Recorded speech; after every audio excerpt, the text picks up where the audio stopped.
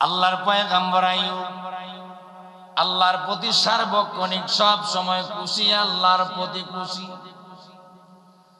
আল্লাহর পয়গম্বর আইয়ুব শরীরের মধ্যে বক্সের মতো পড়ে গেছে, শরীরের টেম্পারেচার বৃদ্ধি হয়ে গেছে।